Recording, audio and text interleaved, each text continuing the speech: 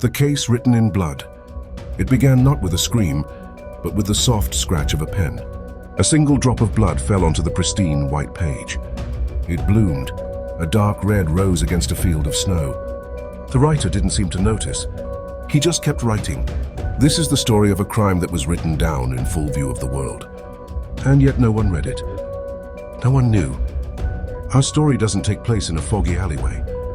It unfolds in a quiet suburban home, number 214 Willow Lane, the home of Arthur and Ilara Vance. Arthur was a celebrated crime novelist, famous for his intricate, grisly plots. Ilara was a botanist who spoke more to her plants than to people. From the outside, theirs was a picture of quiet, intellectual harmony. But inside, a different story was being written. Arthur was struggling. His latest manuscript was due and the words wouldn't come. The pressure from his publisher was a tightening vice. Ilara watched him from her greenhouse, a silent sentinel. She saw the frustration building in him, a storm behind his eyes. Then Arthur had a breakthrough. A new idea, he told her, a masterpiece.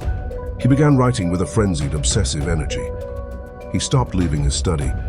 The only sound was the frantic scratching of his pen late into the night. Ilara would leave trays of food by his door. They would often go untouched. Weeks passed. The manuscript grew, but so did the silence between them. It was a living thing, thick and heavy in the house. Then the first strange thing happened. Ilara found a single blood-stained page in the recycling.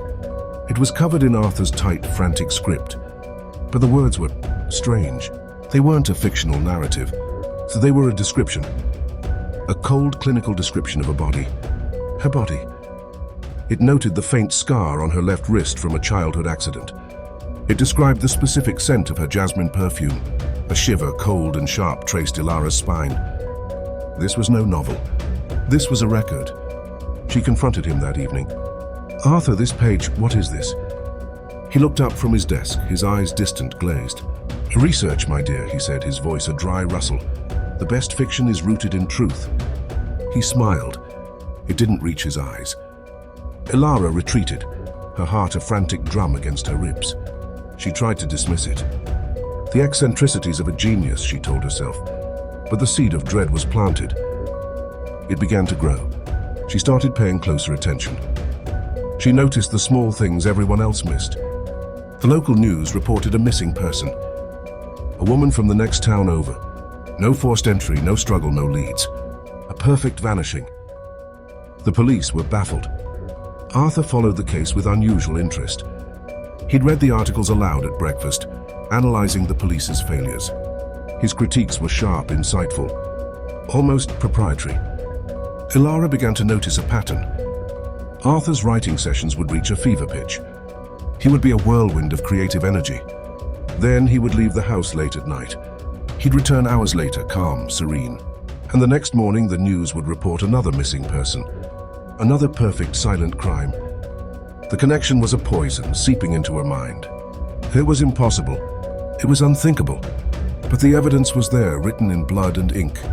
She had to know. One afternoon, while Arthur was in a deep, exhausted sleep, she acted.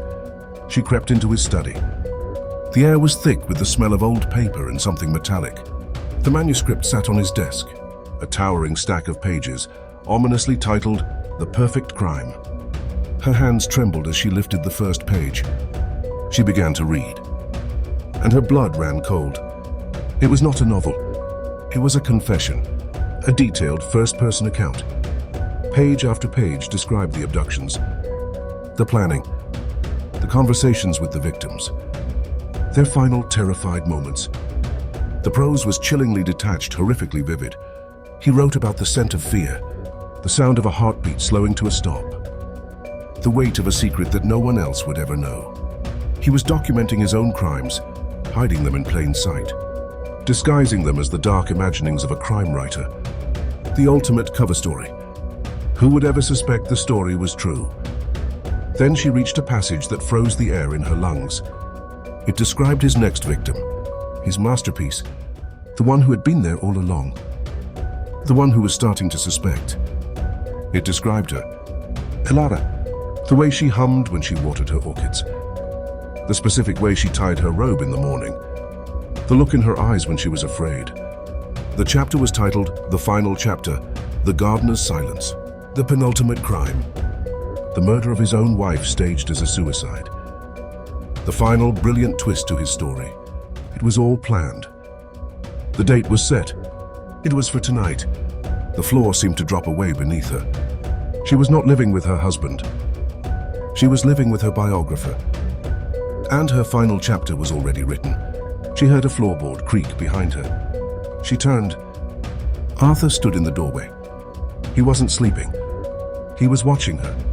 A small, sad smile played on his lips. "You've been reading ahead, Ilara," he said softly. His voice was calm, almost relieved. "It ruins the suspense, you know." She was paralyzed, the manuscript pages clutched in her hand like a shield. "It's all true," she whispered, the words barely audible. Arthur took a slow step into the room. "The best stories always are," he replied. "They look for a monster in the shadows, Ilara. They never think to look in the well-lit study. They never think the monster would write it all down." He gestured to the manuscript. "This will be my greatest work.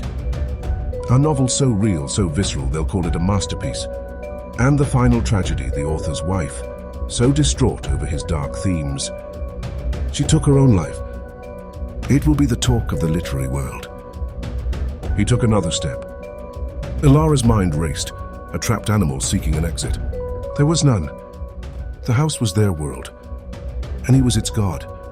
She looked at the blood-stained page in her hand, the one that had started it all, and she realized the truth. The blood wasn't his ink. It was real. It was a trophy, a piece of the crime pressed into the narrative.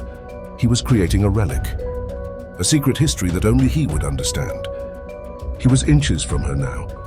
He reached out not to grab her, but to gently take the manuscript page from her hand.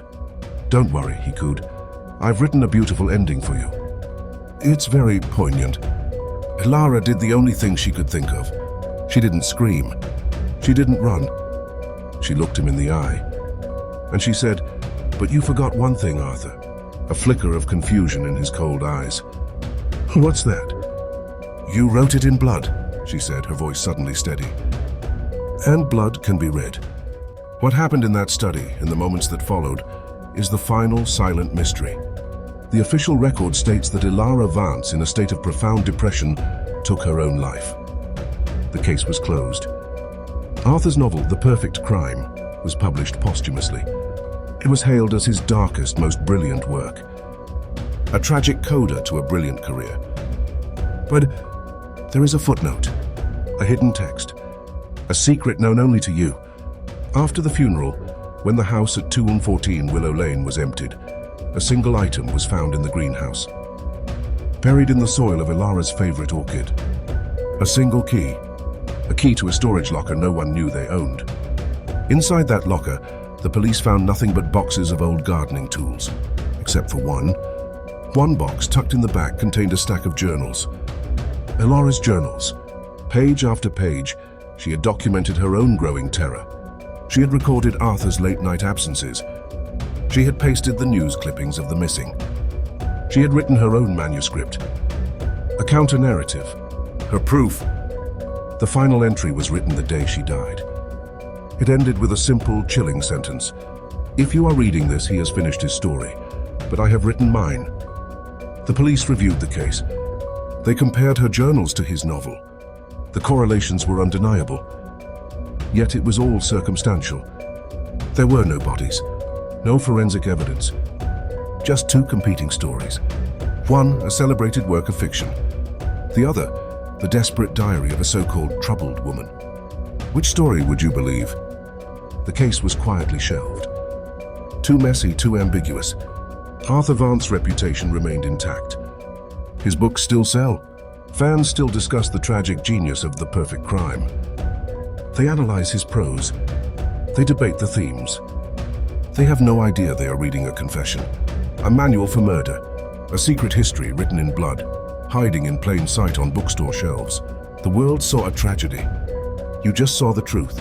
The victims are still missing. Their stories are buried within his, and their final silent screams are trapped in the ink. A crime was solved, yet remains forever unresolved.